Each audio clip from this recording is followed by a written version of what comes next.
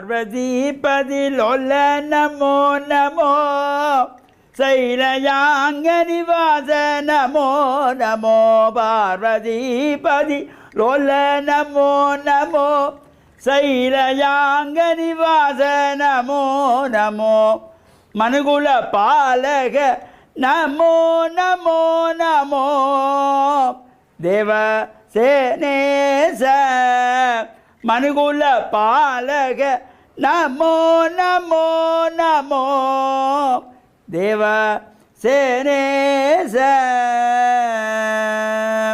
வெற்றிவேல் முருகனுக்கு அரோகரா. ஓம் நமச்சிவாய. மேன்மைகள் சைவ நீதி விளங்குக உலகமெல்லாம். நோயற்ற வாழ்வே குறைவற்ற செல்வம். அந்த நோய் நொடி இல்லாத வாழ்வு இந்த உலக மக்கள் எல்லோரும் வாழ வேண்டும் என்று கலியுகத்தின் காந்தமலை யோதியாகிய சபரிமலை சுவாமி ஐயப்பனுடைய திருவடிகளை சிரம்தாழ்த்தி, அலங்கார கந்தன் நல்லூர் கந்தப்பெருமானுடைய திருவடிகளை சிரம்தாழ்த்தி, டான் தமிழொலி ஓம் தொலைக்காட்சி நேயர்கள் அனைவருக்கும் சர்வதேச இந்து மத குறிப்பீடம் அகில இலங்கை சபரிமலை ஸ்ரீ சாஸ்தாபீடத்தின் சார்பில் இனிய வணக்கங்களும் நல்லாசிகளும். என்றும் மங்களகரமான விசுவாவசு வருஷம் ஆடி மாதம் 19ஆம் நாள் 4/8/2025 திங்கட்கிழமை. இன்று மலர்ந்திருக்கின்ற இன்றைய பொழுதும் நம் எல்லோருடைய வாழ்விலும் எல்லா விதமான சிறப்புகளும் வெற்றிகளும் கிடைக்க வேண்டும் என்று இறைவனை பிரார்த்தித்து, இஷ்ட தெய்வங்கள் குலதெய்வங்களை வழிபாடு செய்து பெற்றோர்கள் பெரியோர்கள் குருவானவர்கள் ஆசிரியர்களையும் வணங்கி அவருடைய அன்பையும் ஆசியையும் பெறுகின்ற பொழுது எந்த நாளுமே நமக்கு நல்ல நாளாக அமையக்கூடியது. சோமவாரம் என்கின்ற திங்கட்கிழமை நாம் ஆசாரசீராக ஆலய வழிபாடுகள் செய்கின்ற பொழுதிலும் இப்பொழுது பல ஆலயங்களிலே உற்சவங்கள் நடைபெற்று கொண்டிருக்கின்றது.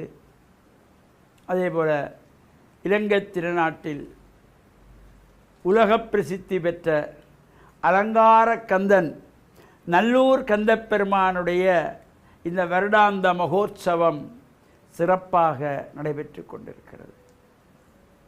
காலை மாலை வேளைகளிலே பல்லாயிரக்கணக்கான அடியவர்கள் திரண்டு வந்து அந்த முருகப்பெருமானுடைய அலங்கார காட்சிகளை கண்டு அந்த முருகனுடைய அருள் நமக்கும் வேண்டும் என்று பிரார்த்தனை செய்கின்ற அடியவர்கள் கூட்டம், அங்கே அங்கப்பிரதட்சணம் செய்கின்றவர்கள் ஒரு பக்கம், அடியளித்து பஞ்சாங்க நமஸ்காரம் செய்கின்ற தாய்க்குளங்கள், இவ்வாறு சிறப்போடு அங்கே ஒரு அழகான முறையிலே இந்த உற்சவம் நடைபெறுகின்ற ஒரு தனித்துவம், நேரங்காலம் தவறாமல் நடைபெறுகின்ற ஒரு சிறப்பு. இந்த காலை மாலை நடைபெறுகின்ற உற்சவங்களை எல்லாம் ஆலயத்துக்கு வர முடியாதவர்கள், இயலாதவர்கள் வீட்டிலே இருந்து தரிசனம் செய்வதற்காக இந்த ஓம் தொலைக்காட்சி டான் குடும்பம் இந்த ஓம் தொலைக்காட்சி மூலமாக காலை மாலை உற்சவங்களை நேரலையாக ஒளிபரப்பு செய்கின்ற ஒரு சிறப்போடு கூடியது. அவ்வாறான இந்த நல்லூர் கந்தப்பெருமானுடைய இந்த உற்சவ காலங்களிலே நாமும் சென்று வழிபாடுகளை செய்கின்ற பொழுதிலும் நாம் அந்த முருகப்பெருமானத்திலே பிரார்த்தனைகள் செய்கின்ற பொழுது எல்லா மக்களும் க்ஷேமமாக வாழ வேண்டும். அந்த நல்லூரை சுற்றி ஒரு தெய்வீகமான நிலையை காணக்கூடியதாக இருக்கும். அவ்வாறு ஒரு சிறப்பாக நல்லூரிலே நாம் பலமாக வருகின்ற பொழுது அங்கே தெற்கு வீதியிலே அருணகிரிநாதனுடைய சன்னிதானம், மேற்கு வீதியிலே நல்லை ஆதீனம் ஞானசம்பந்த பரமாச்சாரிய சுவாமியுடைய நல்லை ஆதீனம், அதேபோல் நல்லூர் சிவன் ஆலயம், அதற்கு பக்கத்திலே விநாயகர் ஆலயம், ஈசானத்திலே மனோன்மணி அம்பாள் ஆலயம் என்று அந்த ஆலயத்தை சுற்றியே நல்லூரை சுற்றியே பல ஆலயங்கள்.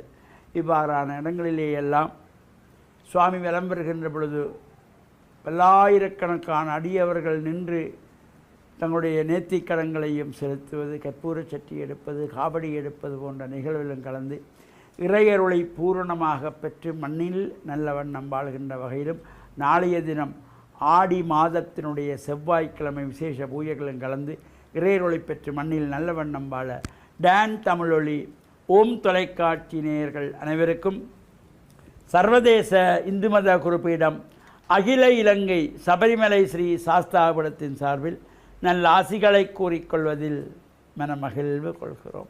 சர்வே ஜனாக சுகினோ பவந்து, சமஸ்த சன் மங்களானி சந்து. சுபம்.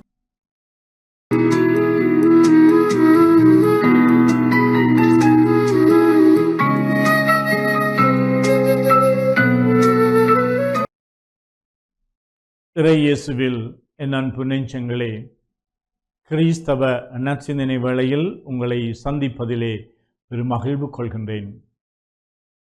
சீடர்கள் இயேசுவை பார்த்து, செபிப்பதற்கு மன்றாடுவதற்கு எங்களுக்கு கற்றுத்தாரும் என்ற பொழுது இயேசு ஒரு அழகான செபத்தை அவர்களுக்கு கற்றுக் கொடுக்கின்றார்.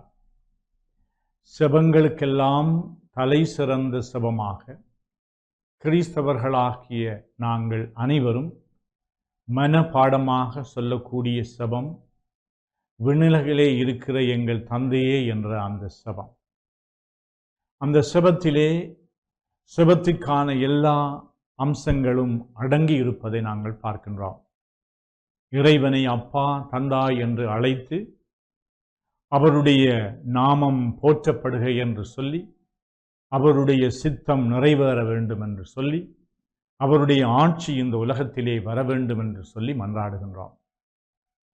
இரண்டாவது பகுதியாக நாங்கள் எங்களுக்கு தேவையானவற்றை தர வேண்டும் என்று அனுதினம் தாரும் என்று சொல்லி, எங்களுக்கு சோதனைக்கு உட்படுத்தாமல் எங்களை பாதுகாத்து கொள்ள வேண்டும் என்றும், எங்களை எப்பொழுதுமே இறைவன் மன்னிக்க வேண்டும் என்றும் மன்றாடும்படியாக இயேசு சொல்லி தந்திருக்கின்றார். அழகான செபம். ஆனால் இந்த செபத்தினுடைய எல்லா அம்சங்களுக்கும் அடிப்படையாக ஒரு தந்தைக்கும் மகனுக்கும் இடையிலே, ஒரு தந்தைக்கும் மகளுக்கும் இடையிலே இருக்கின்ற உரையாடல், அதுதான் முக்கியமானது. இறைவனை நாங்கள் தந்தை அல்லது அப்பா என்று சொல்லுகின்ற பொழுது அங்கு எல்லா விதமான செபத்தினுடைய அம்சங்களும் உள்ளடக்கப்பட்டதாக இருக்கின்றது. ஒரு பிள்ளை தன்னுடைய தந்தையிலே வைத்திருக்கின்ற நம்பிக்கை, ஒரு பிள்ளை தந்தையிடம் கேட்பதெல்லாம் கிடைக்கும் என்ற தளராத நம்பிக்கை, ஒரு பிள்ளை தந்தையை பார்த்து அன்போடு அரவணைத்து அவரிடம் கேட்கின்ற பொழுது நிச்சயமாக அவர் தன்னுடைய எல்லா விதமான சக்தியையும் ஆற்றல்களையும் தன்னுடைய சொத்துக்களையும் திரட்டி அந்த பிள்ளையினுடைய தேவைகளை, விருப்பத்தை நிறைவேற்றுவதிலே தந்தை பெருமிதம் கொள்ளுவார். ஆகையினாலே நாங்கள் எப்பொழுதும் செபிக்கின்ற பொழுது இறைவன் எங்களுடைய அப்பா தந்தா என்ற அந்த நம்பிக்கை உணர்வோடு செபிக்க வேண்டும். இறைவனிலே நாங்கள் எந்த கட்டத்திலும் சந்தேகம் கொள்ளக்கூடாது. இந்த இறைவனை விட்டு நாங்கள் வேறு சக்திகளிடம் செல்லக்கூடாது. இந்த இறைவனிலும் பார்க்க வேறு சக்திகள் எங்களுக்கு தேவையானவற்றை தரும் என்று நாங்கள் தவறான பாதைகளிலே செல்லக்கூடாது. இறைவனை நாங்கள் அப்பா தந்தா என்று அழைக்கின்ற பொழுது நான் மட்டுமல்ல, இந்த உலகத்திலே இருக்கின்ற ஒவ்வொரு மனிதரும், அவர்கள் ஏழையரோ பணக்காரர்களோ நல்லவர்களோ கெட்டவர்களோ, என்னென்ன இன ரீதியாகவோ மத ரீதியாகவோ அவர்கள் வேற்றுமையாக இருந்தாலும் எல்லோருக்கும் தந்தையாக இருக்கின்ற இறைவன், அந்த இறைவனோடு நான் பேசுகின்ற பொழுது இந்த இறைவன் மட்டுமல்ல, அயலவர்கள் மட்டிலும் என்னுடைய உறவு பரந்து விரிந்து செல்கின்றது. எல்லோருமே என்னுடைய சகோதர சகோதரிகள் என்று நாங்கள் ஏற்றுக்கொள்வோம். அதனாலே செபிக்கின்ற பொழுது ஒரு மனநிலையை எங்களுடைய உள்ளத்திலே வளர்க்கின்றது. இந்த செபம் எங்களை இறைவனிடம் கூட்டிச் செல்வது போல இந்த செபம் எங்களை அயலவர்களிடமும் அழைத்து செல்லுகின்றது.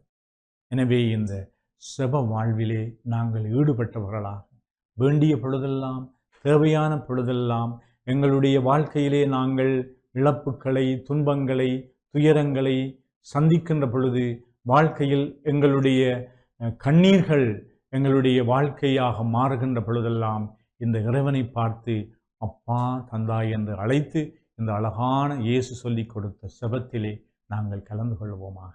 ஆமென்.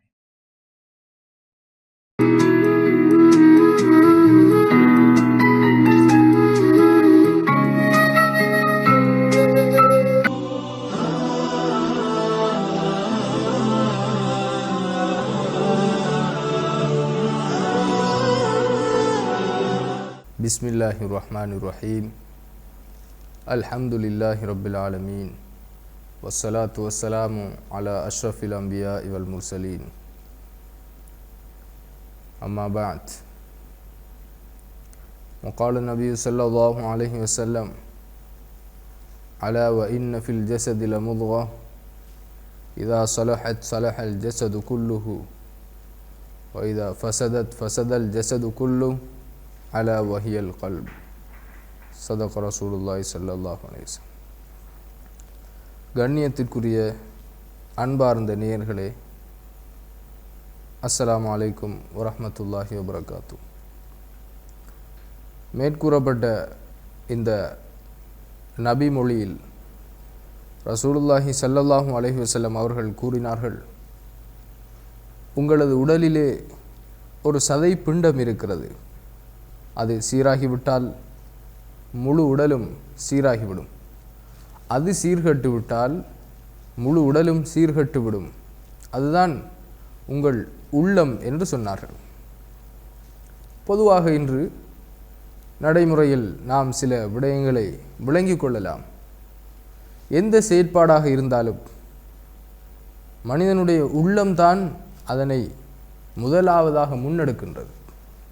அது ஒரு நலவான செயலாக இருந்தாலும் அல்லது ஒரு கெடுதியான செயலாக இருந்தாலும் எதுவாக இருந்த போதிலும் மனிதனுடைய உள்ளம்தான் அதற்கு முடிவெடுக்கிறது. நான் ஒருவனுக்கு நலவு செய்ய வேண்டுமா அல்லது கெடுதியை உண்டாக்க வேண்டுமா? எனது தொழிலை நான் லாபகரமானதாக மாற்றிக்கொள்ள வேண்டுமா அல்லது மோசமானதாக மாற்றிக்கொள்ளலாமா? அல்லது எனது கல்வியை நான் வெற்றிகரமானதாக முன்னெடுக்க வேண்டுமா அல்லது விளையாட்டுத்தனமாக விட்டுவிட வேண்டுமா என்று இவ்வாறு உலகின் பல துறைகளில் இன்று எதை எடுத்துக்கொண்டாலும் உள்ளத்துடன் தொடர்புடையதாக எல்லா செயற்பாடுகளும் காணப்படுகின்றது. எனவே ஒருவன் நல்லவனாக இருப்பதற்கு, ஒருவன் நல்ல செயலை செய்வதற்கு, நல்ல விடயங்களை வாழ்வில் முன்னெடுப்பதற்கு உள்ளத்திலே நல்ல தன்மை, நல்ல எண்ணம் இருந்தால் அது அவனை சீரான நேரான பாதையில் வழிநடத்தக்கூடியதாக இருக்கும். உள்ளம் சீர்கட்டு விட்டால், உள்ளம் கெடுதியை உண்டாக்கிவிட்டால், உள்ளம் கெடுதியை எண்ணுமானால் அது தனக்கும் நஷ்டத்தை உண்டாக்கி தன்னை சூழவுள்ள பௌதீக உயிர்கள் எல்லாவற்றிற்கும் அது கெடுதியை உண்டாக்கக்கூடியதாக மாறிவிடும். உலகில் நடக்கக்கூடிய அனைத்து பிரச்சனைகளுக்கும் காரணம் உள்ளம் சீர்கட்டு இருப்பது.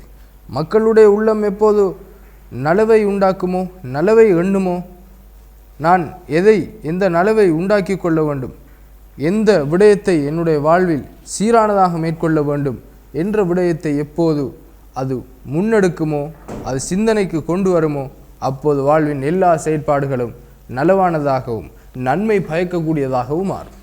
எப்போது உள்ளம் கெடுதியை எண்ணுமோ, கெடுதியான விடயத்தை நான் இதனை செய்வதை யாரும் பார்த்துவிடக்கூடாது, நான் இந்த திட்டம் தீட்டுவது யாருக்கும் தெரிந்துவிடக்கூடாது என்று எப்போது உள்ளம் எண்ணுமோ, அந்த உள்ளம் கெடுதியை எண்ணுகின்றது. அந்த உள்ளம் சமூகத்திற்கு கேடு விளைவிப்பதை முன்னெடுக்கப் போகின்றது. எனவே இந்த உள்ளத்திலிருந்து நாங்கள் பாதுகாப்பு பெற வேண்டும். எனவே எங்களுடைய சிந்தனைகளை சீராக்க வேண்டும், நலவை எண்ண வேண்டும். இதைத்தான் ரசூலுல்லாஹி ஸல்லல்லாஹு அலைஹி வஸல்லம் அவர்கள் மேற்கண்ட பொன்மொழியிலிருந்து எங்களுக்கு போதனையாக கற்றுத் தந்திருக்கிறார்கள். எனவே அதனை வாழ்வில் எடுத்து செயற்படுத்துவதற்கு எல்லாம் வல்ல அல்லாஹு தாலா நம் அனைவருக்கும் அருள் புரிவானாக. وآخر دعوانا أن الحمد لله رب العالمين والسلام عليكم ورحمة الله وبركاته.